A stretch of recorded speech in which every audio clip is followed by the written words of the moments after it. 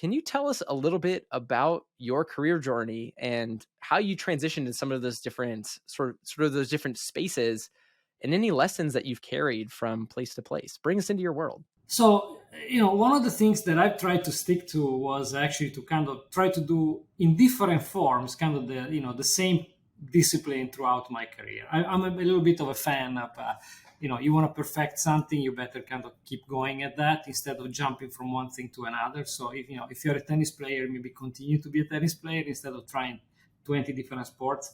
And so in careers, sometimes endurance and sometimes sticking to what you think you know and what you like. Most importantly, they're really passionate of. It tends to be a good advice that I've been given and I tend to give. And so I've always been in technology in different forms, but then technology became such a broad word that at that point kind of the definition kind of becomes you need the next level of definition. And so I think what has characterized my career is, like, in a way, try to push the envelope and be curious about things and try to somehow, sometimes in a way, more or less successfully, but try to anticipate where the puck was going and kind of where the next trend was. And so I started really early, working on. I had an internet startup in 1995, which at that time, was still early days for the internet, especially for the web, which then was sold to a Canadian company. And when I was in Canada, I kind of decided, I kind of thought, okay, with the internet being so content centric, what could be the next thing that is added to the internet to actually make it more interesting? And I thought maybe there is a transactional element to the internet. And of course, now it's obvious.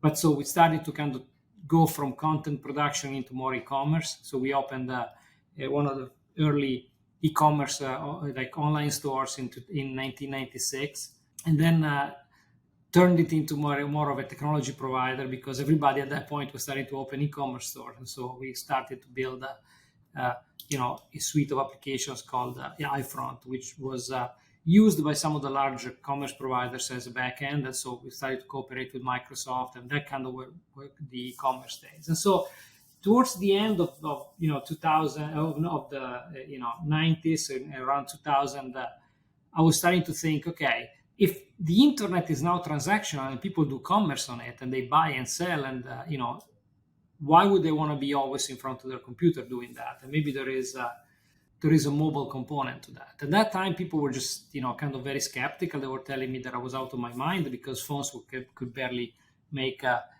phone calls. And it was really the beginning of the mobile age. So I kind of realized that maybe I was in the wrong country, with all due respect, because mobile really at the early 2000s in America was a little bit behind Europe. And so I decided to join a company. A friend of mine did an IPO, and they bought a mobile company in 2001. And remember, 3G was actually launched in Europe first and in Asia before the US. So really the first data application started to be real in around 2003 or so forth. And so I ran this wireless company called Wireless Solutions, where we started to do messaging applications, and then we started to do content applications, and then we started to do more like multimedia and streaming music, everything on mobile. So that was fairly successful. And then, at one point I was starting to think, okay, maybe there is a way for the mobile web to kind of overcome some of the limitations. For example, I want to use it all the time, not only when I'm online, because sometimes I might be actually in a tunnel or in a subway, or maybe there is no coverage, and then the user experience really need to be smooth and fluid. And so I became very interested in apps, and that was about 2008. So I was approached by Nokia, where Nokia asked me to launch and run their app store, which at that time Nokia had 60% market share or so. They had the first smartphones, and so this was kind of really new thing. It was before the app store from Apple, and so I ran that for Nokia. I was there, and then I had multiple roles. I ended up being in charge of the developer relations and all the digital content for Nokia until about 2013, where I started to think, okay, maybe all these data centers that we have and all this, to have as a back end of that infrastructure, maybe we should not own them. And so I thought that maybe the cloud was a good thing. And so I got this call from Amazon, and they asked me to first run their mobile unit. So I launched a bunch of products, all the mobile products like Cognito and API Gateway. I launched the IoT, the whole serverless movement, and I ended up launching and running a number of services at AWS. So kind of and entering some very like new whole areas there. And then finally, Goldman. Well, Goldman was interesting because I started to realize that every company, in order to be successful, I was working with some of the AWS customers, needs to really master technology.